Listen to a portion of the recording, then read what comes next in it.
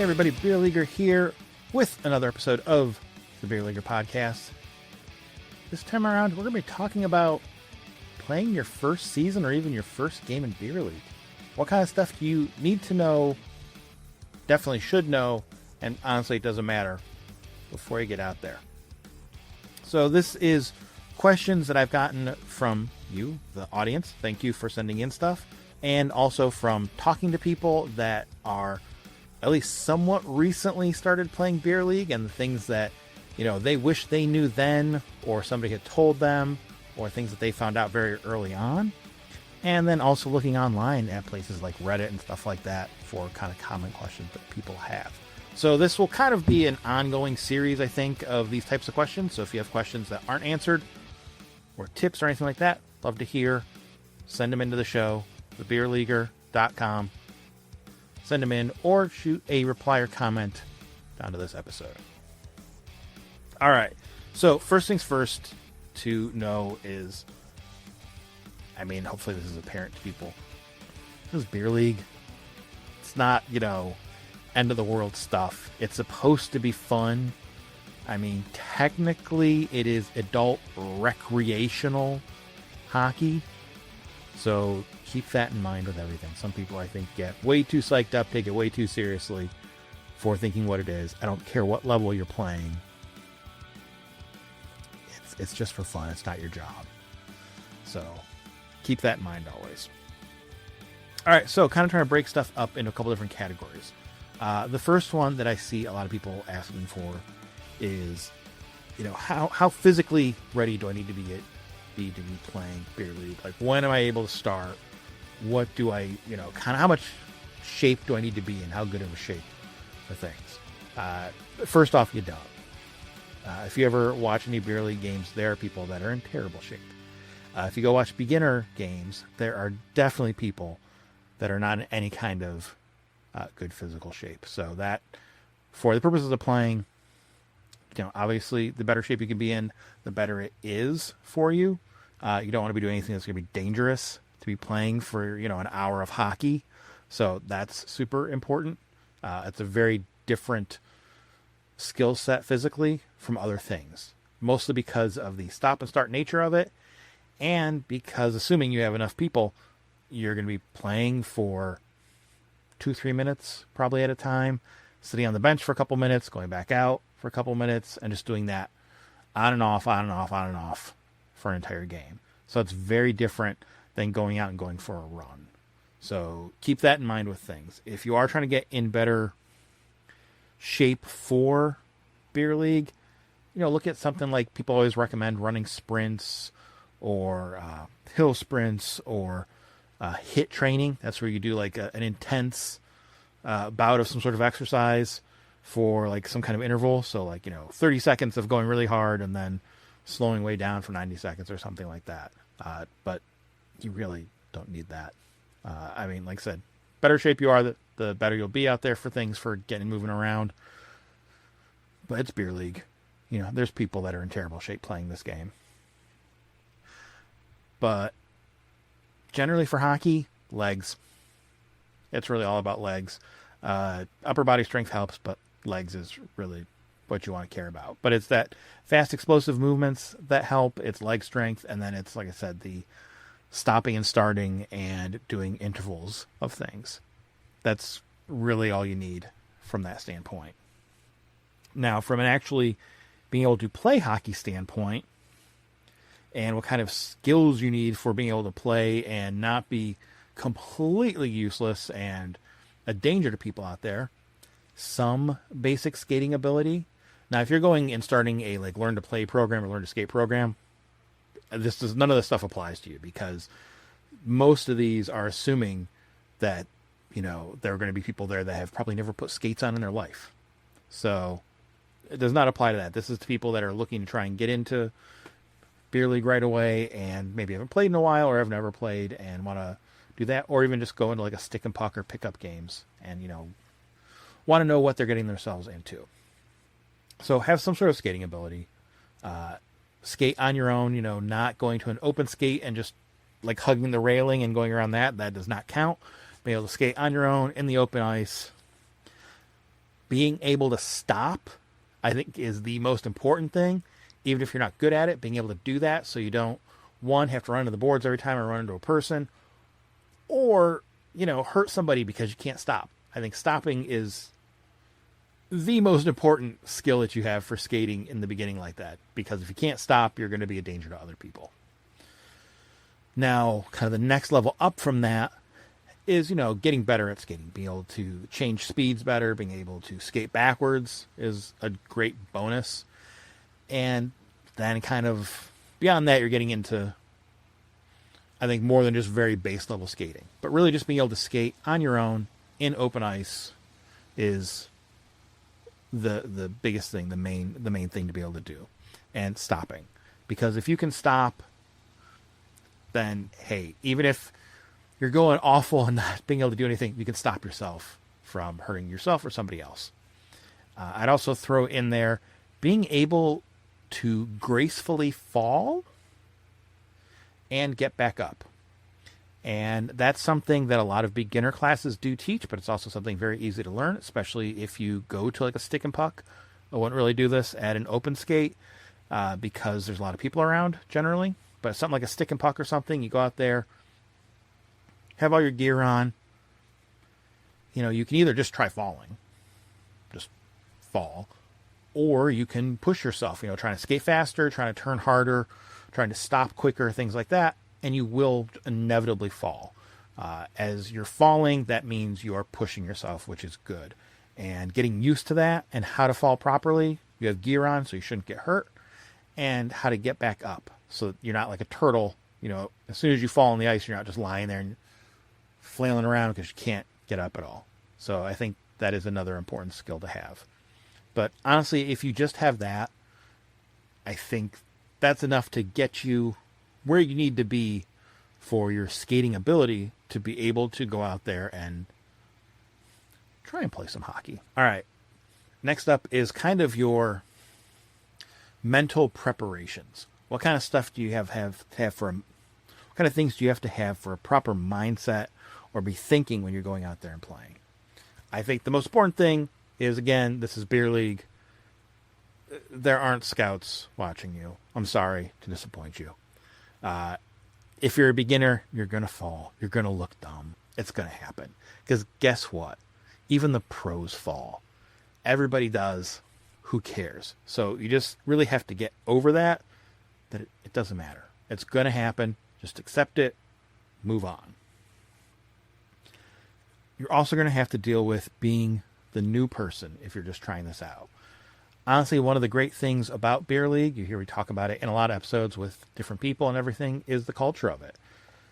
There is, I will say admittedly, somewhat toxic hockey culture overall, but I really don't see that a lot in Beer League, and I definitely don't see it in low-level Beer League.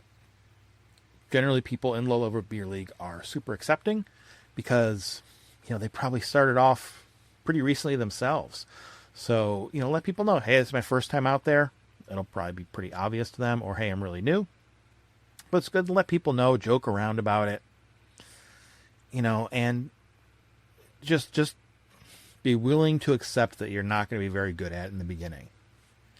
And also be willing to listen to people, People will give you unsolicited advice. This will happen all throughout your beer league career.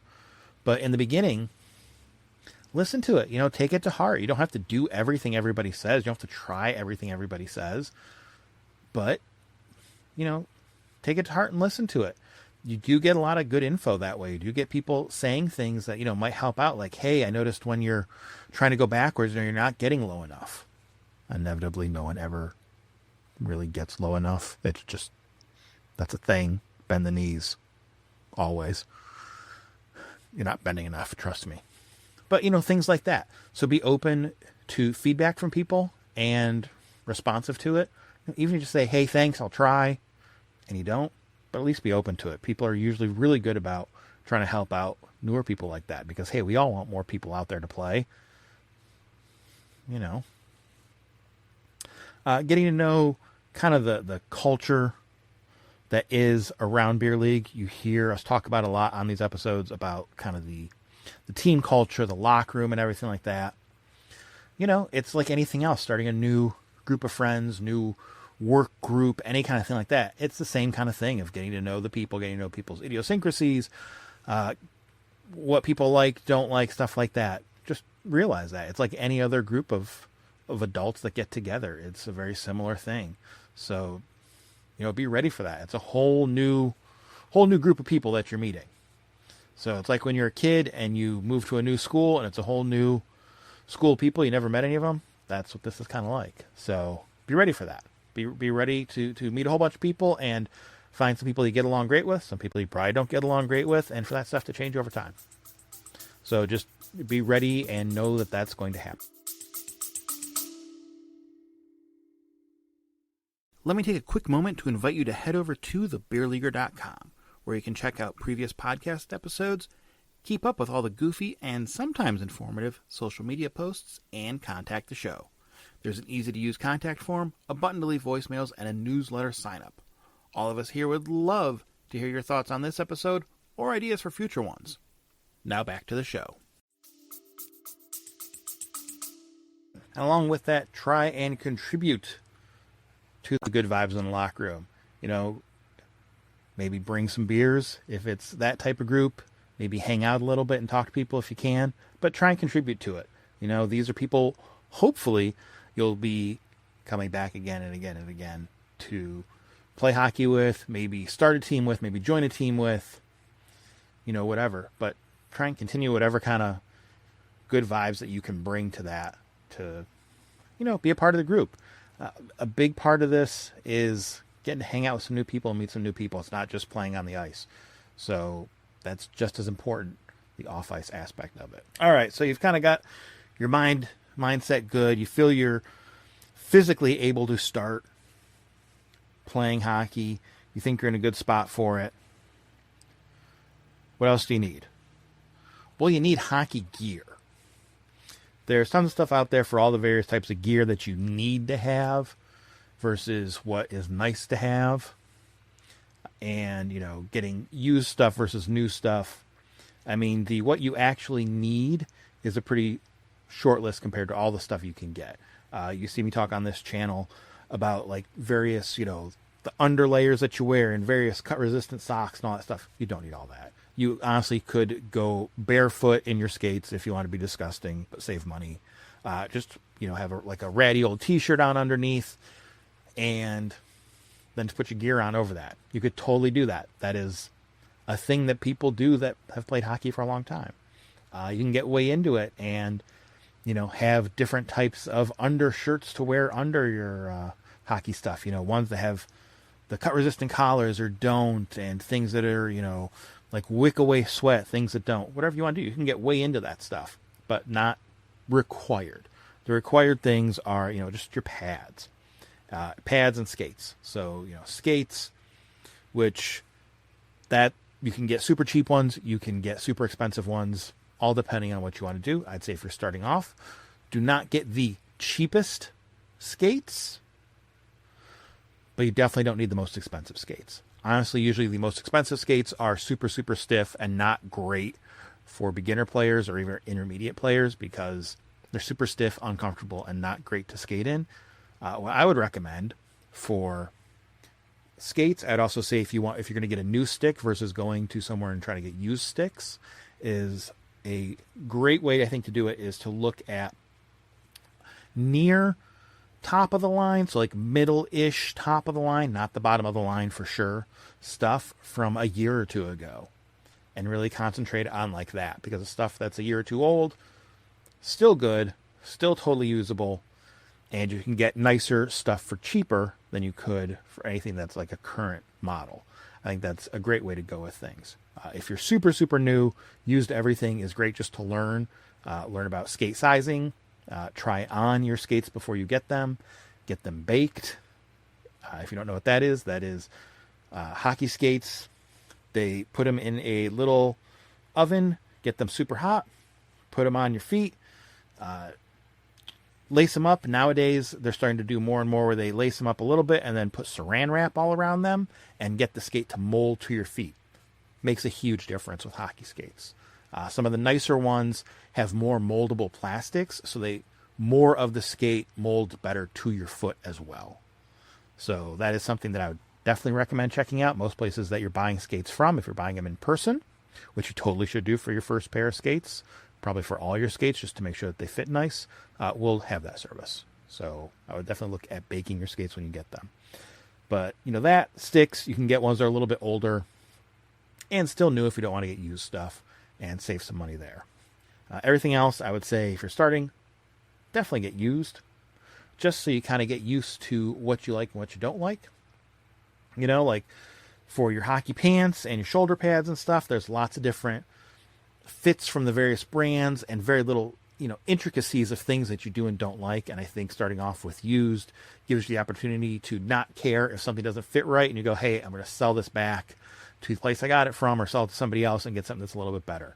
And not necessarily because things just don't fit right, but you notice when you're playing, hey, your shoulder pads, they might fit great in the store, but then you start playing and you realize, oh, the Velcro, like right on the shoulder, is just kind of digs into me weird, or the the Velcro going around to hold in around the chest, maybe that sits funny on you, or the shoulder cap, always moves a weird way for you, or something like that. Or same thing, maybe your shin guards, as you skate, they twist or something while you're doing it, and you want to get a little bit different style. That's the thing, especially for beginners, is when you get used stuff like that, you're a lot more likely, at least in my case, I think, a lot more likely to go, hey, I didn't pay that much for these shoulder pads. I don't mind that they don't fit great. I'm not going to try and make it work. I'm going to get rid of them in some way, maybe even just trade them in where you got them from, and get a different pair, and look now for, I know I don't like this kind of a shoulder thing, so I'm going to look for that. Or I don't like this fastening system, how they have it, and look for something different. And you're a lot more likely to do that and have comfortable gear versus if you just bought a whole bunch of brand new stuff and you tried it on and it fit you great, and then you go play and you realize it's all super uncomfortable. You might just tough it out, which is not the best thing to do because it's not comfortable. Protective gear shouldn't be uncomfortable. It really doesn't have to be if you get stuff that fits you properly. But that's, so that's something you learn over the years of trying different gear. The little intricacies of the things you like and don't like. Besides like the things that are very obvious, like what size gloves do you prefer, or what size shin pads and things like that. So that's stuff to look at. The only thing I would not cheap out on, and I would never get used, and I would totally get new, but you have to try it on to make sure it fits right, is your helmet. Make sure you get helmets that are new. Make sure you get helmets that are protective. Make sure you get ones that properly fit your head. That's the only thing I would never cheap out on at all and get used or get older, is helmets. Everything else you can kind of start to fudge around on.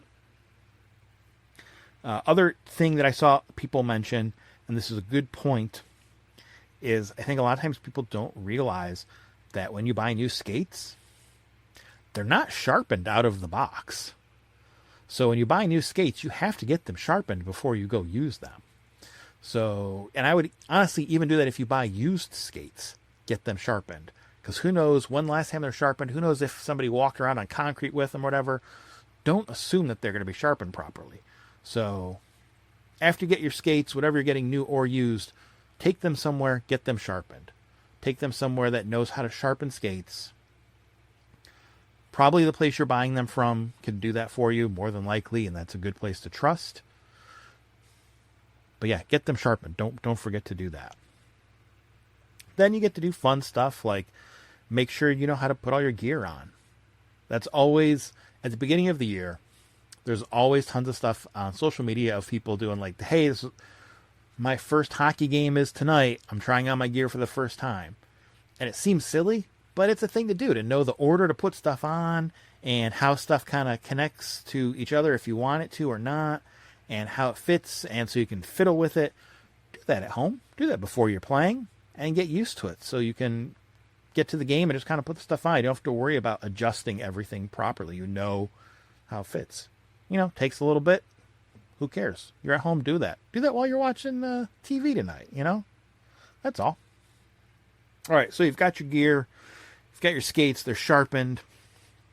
Hopefully you remember to have some sort of a jersey. If you're just going to some kind of drop-in or pickup, it is always preferred to have a white jersey and a black jersey. Don't be the person that shows up in a gray jersey saying you can play for either team, or a random color jersey.